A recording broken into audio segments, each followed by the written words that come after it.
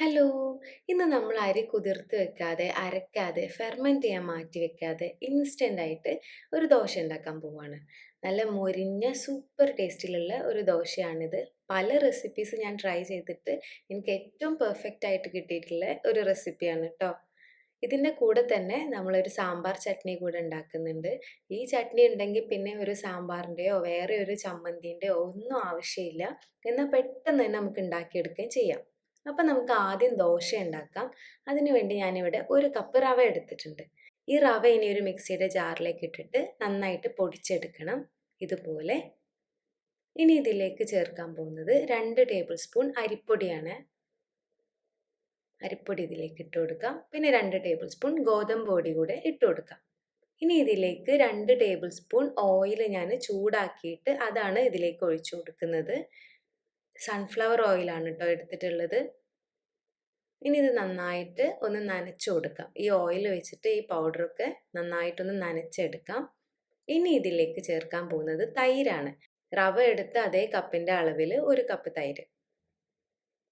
പിന്നെ ഇതിലേക്ക് 1 ടീസ്പൂൺ പഞ്ചസാരയും 1/2 ടീസ്പൂൺ ഉപ്പും കൂടെ ചേർത്ത് കൊടുക്കാം.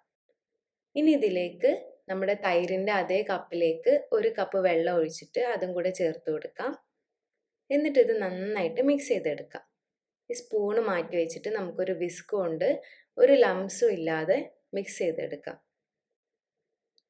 പല റവ ദോശകൾ ഞാൻ ട്രൈ ചെയ്ത് നോക്കിയിട്ടുണ്ട്. പക്ഷേ ഇത്രയും പെർഫെക്റ്റ് ആയിട്ട് എനിക്ക് വേറൊരു ദോശയും കിട്ടിയിട്ടില്ല കേട്ടോ. ഇത് നന്നായിട്ട് ലംസൊക്കെ മാറ്റി മിക്സ് ചെയ്തെടുത്തിട്ടുണ്ട്. ഇനി ഇതിലേക്ക് ഒരു 1/4 ടീസ്പൂൺ ബേക്കിംഗ് സോഡയും കൂടെ ചേർത്ത് കൊടുക്കാം. നമ്മുടെ അപ്പക്കാരം ഇതും കൂടെ ചേർത്ത് കൊടുത്തൊന്ന് മിക്സ് ചെയ്ത ശേഷം ഒരു 10 മിനിറ്റ് നമുക്കിത് മാറ്റി വയ്ക്കാം. ആ 10 മിനിറ്റ് കൊണ്ട് നമുക്ക് നമ്മുടെ ചട്നി റെഡിയാക്കി എടുക്കാം.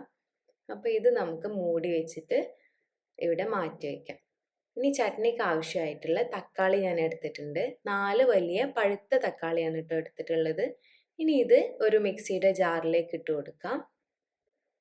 ഇനി ഇതിലേക്ക് നമുക്ക് ഒരു 1/4 ടീസ്പൂൺ മഞ്ഞൾപ്പൊടിയും 2 ടീസ്പൂൺ സാമ്പാർ പൊടിയുമാണ് ചേർത്ത് കൊടുക്കേണ്ടത്. ഇത്രയും ചേർത്തിട്ട് ഇത് നന്നായിട്ടൊന്ന് അരച്ചെടുക്കാം. വെള്ളം ചേർക്കാതെയാണ് കേട്ടോ ഞാനത് അരച്ചെടുത്തത്. ഇനി ഒരു പാനിലേക്ക് അത് ചൂടായ ശേഷം കുറച്ച് വെളിച്ചെണ്ണ ഒഴിച്ചു കൊടുക്കാം. നിങ്ങൾക്ക് ഇഷ്ടമുള്ള ഓയിൽ യൂസ് ചെയ്യാം കേട്ടോ. എന്നിട്ട് എണ്ണ ചൂടായിട്ട് ഒരു 1/2 ടീസ്പൂൺ കടുകിട്ട് പൊട്ടിച്ചെടുക്കാം.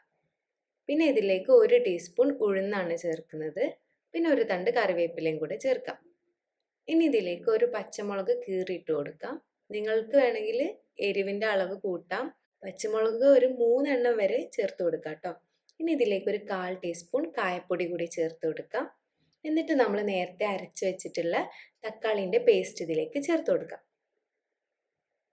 ഇനി അതേ മിക്സിയുടെ ജാറിൽ തന്നെ ഒരു 1/4 കപ്പ് വെള്ളം കൂടെ ഒഴിച്ചിട്ട് ഇതിലേക്ക് ഒഴിച്ചു കൊടുക്കാം. എന്നിട്ട് ആവശ്യത്തിനുള്ള ഉപ്പും കൂടെ ചേർത്തിട്ട് ഇതിവിടെ കുക്ക് ചെയ്യാൻ വേണ്ടിയിട്ട് വെക്കാം. നമ്മുടെ ചട്നിയുടെ വെള്ളമെല്ലാം നന്നായിട്ട് വറ്റി വരണം. അപ്പോൾ ആ നേരം കൊണ്ട് നമുക്ക് ദോശ റെഡിയാക്കി എടുക്കാവുന്നതേ ഉള്ളൂ.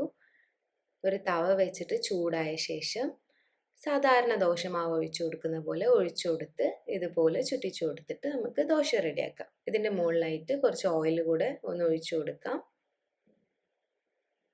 ഇനി നമ്മുടെ ദോശ നല്ല ക്രിസ്പി ആയി വരട്ടെ. ഇപ്പോൾ ദോശ ഇവിടെ റെഡിയായി വരുന്നുണ്ട്. കളറൊക്കെ മാറി തുടങ്ങി. അങ്ങനെ ഇൻസ്റ്റൻ്റ് ആയിട്ട് നമ്മൾ ഉണ്ടാക്കിയെടുത്ത റവ ദോശ. റവ കൊണ്ട് ഉണ്ടാക്കിയതാണെന്ന് ടേസ്റ്റ് ആയാലും ടെക്സ്ചർ ആയാലും ആരും പറയില്ല കേട്ടോ. അപ്പോൾ ഇവിടെ റെഡി ആയിട്ടുണ്ട്. നമ്മുടെ തക്കാളി ചട്നിയും റെഡി ആയിട്ടുണ്ട്. ഇപ്പോൾ രണ്ടും കൂടെ കൂട്ടിയിട്ട് ഒന്ന് കഴിച്ചു നോക്കാം. നല്ല ക്രിസ്പി ദോശയാണ്. ഇത് നമ്മുടെ ചട്നിയിൽ ഇങ്ങനെ ഡിപ്പ് ചെയ്തിട്ട് ഒന്ന് കഴിക്കണം. എത്ര സിമ്പിളായിട്ടാണ് നമ്മൾ ഉണ്ടാക്കിയെടുത്തത് അല്ലേ? അപ്പോൾ മടി പിടിച്ചിരിക്കുന്ന ദിവസങ്ങളിലൊക്കെ നമുക്ക് ഉണ്ടാക്കിയെടുക്കാൻ പറ്റിയ സൂപ്പറായിട്ടുള്ളൊരു റെസിപ്പിയാണ്. എല്ലാവരും ട്രൈ ചെയ്യുമെന്ന് വിചാരിക്കുന്നു. അപ്പോൾ അടുത്ത എപ്പിസോഡിൽ കാണാം കേട്ടോ. ബൈ.